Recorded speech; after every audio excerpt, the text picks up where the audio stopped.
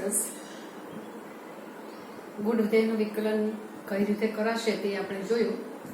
હવે આપણે એના પર ડિપેન્ડન્ટ સ્વાધ્યાય 5.3ના થોડાક દાખલા છે તેની શરૂઆત કરીશું. સ્વાધ્યાય 5.3નો પહેલો દાખલો 1 થી 8 દાખલા તમારા જે છે તે ગુણ વિધેયવાળા છે. પહેલો દાખલો dy/dx બધામાં શોધવાનું રહેશે. પહેલો ક્વેશ્ચન છે, જો તમને એમાં કહી દીધેલું છે કે સ્વીકારી લો કે y એ x ના વિધેય તરીકે યોગ્ય પ્રદેશમાં વ્યાખ્યાયિત છે જ, અને ત્યારે તમારે dy/dx શોધવાનું છે. પહેલો question 2x + 3y = sin x. 2x + 3y = sin x. dy/dx શોધવાનું. y ને સૂત્ર કરતા કરું ન કરું ચાલી જશે. d/dx of 2x, d/dx of 3y, d/dx of sin x. ચાલો 2x નું વિકલન શું આવશે?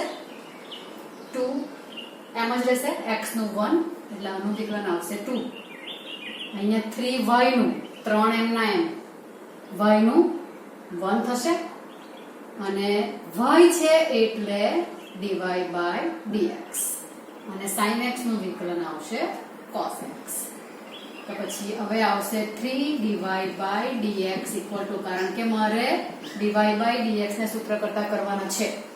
3dy/dx = cos x - 2. તો dy/dx આવશે cos x - 2/3. અમારો પહેલો ક્વેશ્ચન કમ્પ્લીટ થઈ ગયો. બરાબર. ચાલો બીજો ક્વેશ્ચન. બીજા ક્વેશ્ચનમાં રકમ તમને આપી છે 2x + 3y = sin y. ના જેવી લગભગ છે. 2x + 3y = પણ અહીંયા sin y છે, ફરક એટલો છે. ઓકે, વિકલનમાં d/dx of 2x, d/dx of 3y, d/dx of sin y. Okay, 2x નું વિકલન આવશે as it is x નું 1 એટલે 2 થશે. આ 3 y નું શું આવશે? હવે તો લખાશે ને કે y નું 1 થયું અને પાછળ dy/dx. sin y નું તો sin y નું cos y, પણ આમાં પણ x નથી એટલે અહીંયા પણ ઇન્ટુ dy/dx કરવું પડશે. અહીંયા એવો પ્રોબ્લેમ નહોતો. અહીંયા x હતો તો મેં સીધું cos x આવ્યું, પણ અહીંયા y છે એટલે cos y કરીને dy/dx લખવું પડે. હવે dy/dx ના બે ટર્મ્સ આવ્યા, એનો મતલબ કે મારે dy/dx ને સૂત્ર કરતા કરવા માટે આને ત્યાં કે આને અહીંયા ગમે તે કરવા પડે. એટલે 2 = cos y dy/dx - 3dy/dx. હવે નેક્સ્ટ સ્ટેજમાં હું dy/dx સીધું કોમન કાઢી જ લેવા, એ રીતે લખીશ. એટલે 2 = cos y - 3 dy/dx કોમન કાઢ્યા એટલે dy/dx લખાશે. તે શું આવશે? dy/dx આ 2 છે અને આ ગુણાકારમાં cos y - 3 છે તે આવશે ભાગાકારમાં cos y - 3 છે. આ થયો બીજો ક્વેશ્ચન તમારો. ઓકે, ચાલો હવે આવશે ત્રીજો ક્વેશ્ચન. ત્રીજામાં રકમ આવશે ax + by² = cos y. ax + by² = cos y. અહીંયા d/dx કરીએ. x ની સાપેક્ષ વિકલન એટલે d/dx of ax plus d/dx of by² = d/dx of cos y. Clear થાય છે ને? બધામાં d/dx પ્લસ છે એટલે સીધું આપી દેવાય છે. ઓકે, હવે અહીંયા a અચળ ગુણાકારમાં છે, x નું 1 આવશે પ્લસ b અચળ ઇન્ટુ y² છે. y² ને તમે y ની સાપેક્ષે જ પહેલા વિકલન કરો એટલે y² નું આવશે 2y x⁴n પ્રકારે 2y, પણ આમાં x નથી એટલે પાછળ મારે dy/dx લખવું પડશે ગુણાકારમાં. ઓકે, સેમ વે હવે આવશે cos y. cos y નું વિકલન શું આવશે? cos y નું વિકલન - sin y, પણ અહીંયા પણ y છે, x નથી એટલે અહીંયા પણ ઇન્ટુ dy/dx. ક્લિયર થાય છે ને હવે થોડું ઘણું? ઓકે, તો હવે લખાશે dy/dx ટર્મ્સ અહીંયા પણ બે આવી, એ લોકોને સાથે કરું તો આને અહીંયા લખીશ એટલે પ્લસ sin y થશે ને આ માઈનસ આ a છે તે માઈનસ થઈને અહીંયા જશે એટલે આવશે 2by પ્લસ dy/dx સાથે કોમન કાઢતી જાઉં છું થોડા સ્ટેપ્સ તમે આ રીતે ઓમિટ કરી શકો, સમય બચાવી શકો. 2by આ થશે પ્લસ sin y કાઉન્સમાં અને dy by dx આ બહાર કોમન કાઢ્યા. આ dy by dx વાળા પદ બંને સાથે થઈ ગયા અને હવે પ્લસ a જે છે તે આ સાઈડ જશે કારણ કે હું sin ને આ બાજુ લાવી છું એટલે એને ત્યાં લઈ જવો પડશે અને માઈનસ a અને હવે dy by dx. તો dy by dx ના ગુણાકારમાં હંમેશા ભાગાકારમાં તમારું જવાનું આવશે a minus a upon 2by plus sin y. આ તમારો ફાઇનલ આન્સર થયો dy by dx. ચોથો પ્રશ્ન મારા કહું છે xy plus y square equal to 10x plus y. xy plus y square equal to 10x plus y. પહેલા બધે dy by dx આવશે. x ની સાપેક્ષ વિકલન એટલે d by dx of xy, d by dx of y square, d by dx of 10x, d by dx of y. સીધું dy by dx લખી શકાય પણ મેં આ રીતે લખ્યું છે, કઈ બધે લખું છું. પહેલા અહીંયા તો હવે અહીંયા શું થવાનું તો કે d by dx of xy. xy તમને દેખાવું જોઈએ કે અહીંયા x અને y બે વિધેયનો ગુણાકાર આવ્યો. એટલે આનું વિકલન કરવા માટે મારે ગુણાકારના નિયમનો વિકલિતનો જે છે નિયમ તેનો ઉપયોગ કરવો પડશે. એક અચળ બીજાનું વિકલન પ્લસ બીજું અચળ પહેલાનું વિકલન. તો તે પ્રમાણે કરીશ તો અહીંયા પહેલું વિધેય x લઉં તો x ને અચળ રાખું, y નું વિકલન આવશે. y નું વિકલન શું લખાશે તો કે y લખાશે dy by dx કારણ કે એની અંદર x નથી અને y નું 1 જ થવાનું છે. પ્લસ હવે y અચળ ને x નું વિકલન કેટલું આવશે તો x નું 1 આવશે. એટલે x into dy by dx plus y into 1 આ તો એટલી બધી વાર આવશે કે ભાઈ તમને ફટાફટ લખી શકાશે એ રીતે આવશે. Plus d by dx of y square. હવે આમાં x છે જ નહીં, y square નું કરો 2y, x નથી એટલે into dy by dx. Clear? Okay. 10x નું વિકલન તો 10x નું વિકલન આવશે એમાં x છે એટલે સીધું આવશે sec વર્ગ x અને d by dx of y એટલે એ પણ લખાશે પાછું dy by dx. અને તમે જુઓ ત્રણ જગ્યા પર dy by dx આવ્યા. જેટલા આવે તેટલા પણ બધા dy by dx એક સાઈડ પર ને dy by dx વગરના ને બીજી સાઈડ પર. પછી dy by dx કોમન કાઢીને સૂત્ર કરતા કરી દેવાનું. તો આ dy by dx હું અહીંયા લઈ જાઉં છું અને અહીંયા ઓલરેડી બે છે જ એટલે x dy by dx. પછી આ ટર્મ લખું છું 2y dy by dx. આ dy by dx ને આ બાજુ લાવું છું એટલે minus dy by dx. dy by dx વગરની ટર્મ sec વર્ગ x ત્યાંનું ત્યાં જ છે એટલે એમ જ લખું sec વર્ગ x. પણ પ્લસ y આ બાજુથી આ બાજુ જશે એટલે આવશે minus y. Okay. dy by dx common કાઢો તો અહીંયા આવશે x plus 2y minus 1 dy by dx equal to sec વર્ગ x minus y. તો હવે dy by dx શું લખાશે dy by dx લખાશે sec વર્ગ x minus y. આ ગુણાકારમાં છે એટલે ભાગાકારમાં આવશે x plus 2y minus 1. આ તમારો સમ થયો કમ્પ્લીટ. ઓકે. પહેલા આપણે રાઈટ ડાઉન કરો પછી બાકીના ચાર સમ્સ આપણે કમ્પ્લીટ કરી નાખીએ છીએ.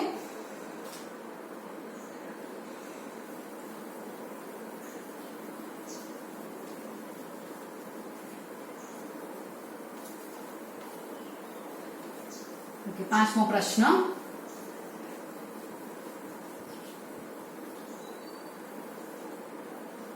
પાંચમો પ્રશ્ન છે x square plus xy plus y square equal to 100. x square plus xy plus y square equal to 100. x ની સાપેક્ષ વિકલન પહેલું સ્ટેજ તો દરેકમાં આ જ આવવાનું છે. d by dx of x square, d by dx of xy, d by dx of y square અને d by dx of 100. Clear? Okay. x square નું વિકલન શું આવશે 2x. પાછો ગુણાકાર આવ્યો. લાસ્ટ સમ મેં તમને કહ્યું કે ઘણી બધી વાર આવશે એટલે તમે યુઝ ટુ થઈ જશો. ગુણાકારનો નિયમ આવ્યો. ગુણાકારનો નિયમ એટલે લખું તો પહેલું અચળ કાઉન્સ પાઉન્ડ નોટ નેસેસરી.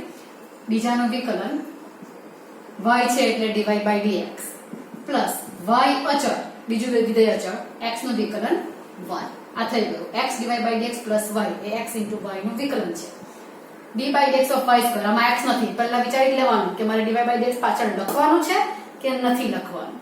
અહીંયા લખવું પડશે બીકોઝ આમાં x નથી એટલે આવશે આ 2y into dy by dx અને આ અચળ છે એટલે એનું વિકલન આવશે 0.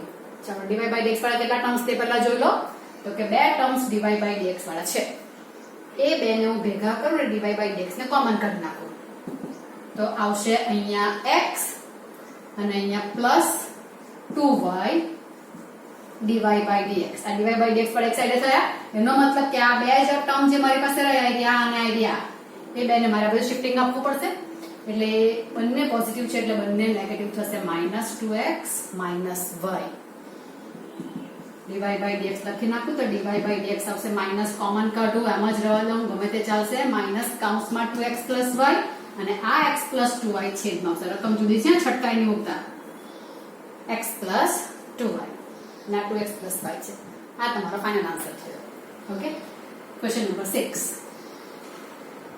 છઠ્ઠો પ્રશ્ન છે x³ + x²y x³ + x²y plus xy² plus y³ equal to 81.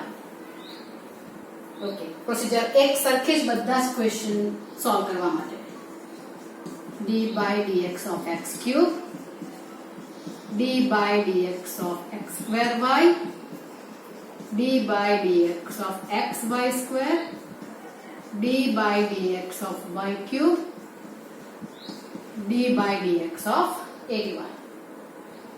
Okay x³ નું વિકલન શું આવશે 3x² 3 આગળ આવશે x² અહીંયા પાછો ગુણાકાર આવ્યો પણ xy નથી હો x² * y છે એટલે સીધો હું નહીં લખી દેતા x² * y x² * y માં પહેલું પદને અચળ રાખું તો x² અચળ ગુણાકારના નિયમ પ્રમાણે બીજાનું વિકલન તે y છે એટલે y નું વિકલન આવશે dy by dx પ્લસ ગુણાકારના નિયમમાં પ્લસ આવશે એટલે હવે y અચળ ને હવે x² નું વિકલન શું આવશે 2x પ્લસ આ x² y નું વિકલન થઈ ગયું પાછો પણ ગુણાકાર આવે છે x * y².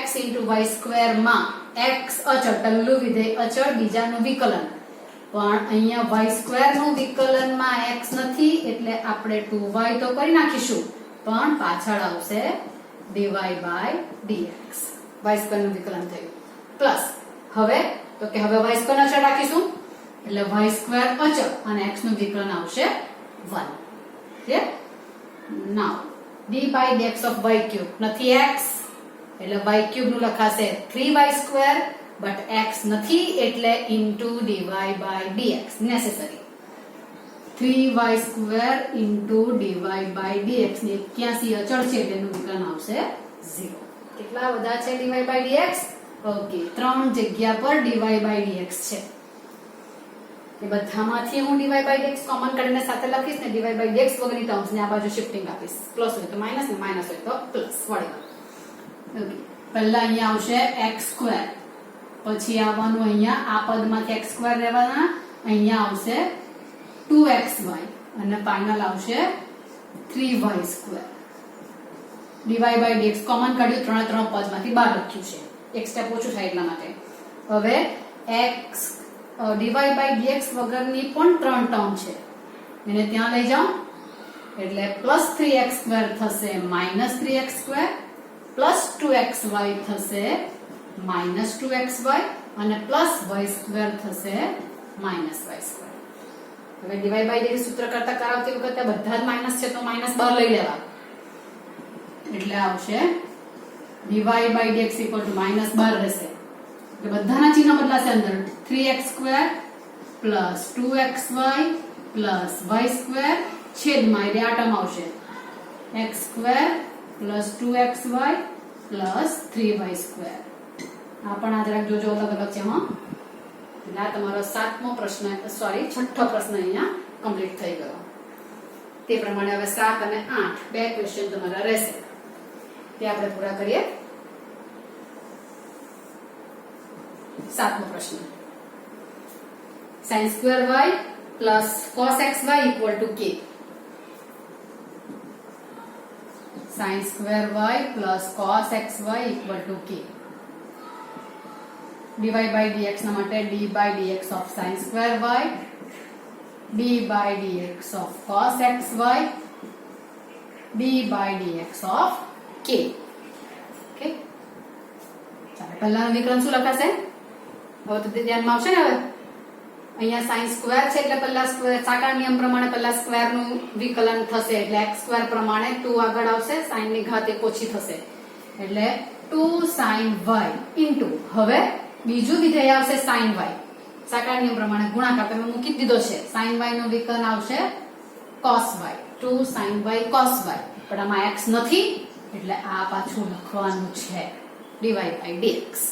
ઓકે, હવે આવશે d by dx of cos xy. અહીંયા cos છે અને પાછું xy પણ છે. સાકાર નિયમ પ્રમાણે પહેલા cos xy માં cos નું વિકલન તે કોણ આવશે? Minus sin xy. અહીં એક સ્ટેપ જરા લખી દઉં અને હવે xy નું વિકલન આવશે. બરાબર, પહેલા cos નું કર્યું માઈનસ sin, સાકાર નિયમ પ્રમાણે બળના વિધેયનું સૌથી પહેલા વિકલન આવશે તે cos નું માઈનસ sin કર્યું અને હવે સેકન્ડ સ્ટેજમાં xy નું આવશે અને k તો અચળ આવશે એટલે 0. ચાલો, અને sin 2y લખો તો લખાશે ને, 2 sin y cos y છે એટલે sin 2y dy by dx આ plus minus minus sin y. અહીંયા કાઉન્સ પાડવો જરૂરી છે બીકોઝ અહીંયા xy નું વિકલન પાછું આવ્યું તમે જુઓ તો xy ના વિકલનમાં મારે બે ટર્મ આવવાની છે, ગુણાકારનો નિયમ લાગવાનો એટલા માટે. તો પહેલા આવશે પહેલું વિધેય અચળ x અચળ, y નું dy by dx, y અચળ, x નું 1 equal to 0. ક્લિયર થયું ને? એટલું કાઉન્સ છોડવો પડશે ને, બાર sin y છે એટલે, અને સાથે dy by dx વાળા ટર્મ્સ પણ તમારા બે બે આવવાના છે. એક સ્ટેપ લખી નાખું, કોઈ વાંધો નહીં. sin 2y dy by dx minus x into sin y. ધ્યાન રાખજો x into sin y, sin y x લખશો તો તમે તો xy સાથે જ કરી નાખશો પાછા, પણ x આગળ છે sin y એટલે x into sin y dy by dx plus sorry minus આવશે, માઈનસ પ્લસ માઈનસ થશે એટલે y into sin y equal to 0. sin y અંદર દાખલ કર્યો છે. ઓકે, હવે આ બે ટર્મમાં dy by dx છે, કોમન કાઢીશ તો sin 2y minus x sin y dy by dx equal to y sin y. Minus ન બચ જશે એટલે plus. therefore dy by dx લખાશે y sin y છેદમાં sin 2y minus x sin y. આ તમારો answer થશે. Okay, હવે આવશે આઠમો દાખલો. આઠમો દાખલો આઈ થિંક આપણે પેલામાં જોઈ લો તો ઉદાહરણ તરીકે તો કહે કે sin square x plus cos square y equal to 1. આઠમો question, sin square x plus cos square y equal to 1. d by dx of sin square x, d by dx of cos square y, d by dx of 1. આટલું થશે. Okay, હવે આને solve કરવા માટે sin square x માં સાકળ નિયમ લાગવાની, બે આગળ આવશે 2 sin x ની ઘાત એક ઓછી, x સ્ક્વેર પ્રમાણે 2x લખાય તે પ્રમાણે sin x નું હવે આ પહેલું વિધેયનું વિકલન, હવે બીજાનું sin x નું આવશે cos x. આ થઈ ગયું કારણ કે એમાં x છે આટલું જ આવશે. સેમ વે અહીંયા 2 cos y, cos y નું આવશે માઈનસ sin y, પણ એમાં y જ છે એટલે dy by dx ને ઇક્વલ ટુ 0. ઓકે, આ આવવાનું sin 2x, આ આવવાનું plus minus minus sin 2y dy by dx equal to 0. sin 2x equal to sin 2y dy by dx, dy by dx લખાશે sin 2x upon sin 2y. સમજાય જેવો દાખલો છે એટલે થોડું ગોચડું લાગશે પણ લખાઈ જશે. કે તો તમારે અહીંયા સ્વાધ્યાય 5.3 ના 1 થી 8 દાખલા તમારા આ ટાઈપના હતા એટલે આપણે કહી નાખીએ. તમે જો કે આગળ દાખલામાં બધા ઇન્વર્સ ફંક્શન આવે છે એટલે આના પછીનો ટોપિક આવશે ઇન્વર્સ ફંક્શન હોય તો એનું વિકલન કઈ રીતે કરાશે તે. અત્યારે તમારા અહીંયા ગુણ વિધેય વાળા દાખલા આ સ્વાધ્યાયના કમ્પ્લીટ થયા છે. ઇન્વર્સ ફંક્શન નેક્સ્ટ વિડીયોમાં આપણે જોઈશું.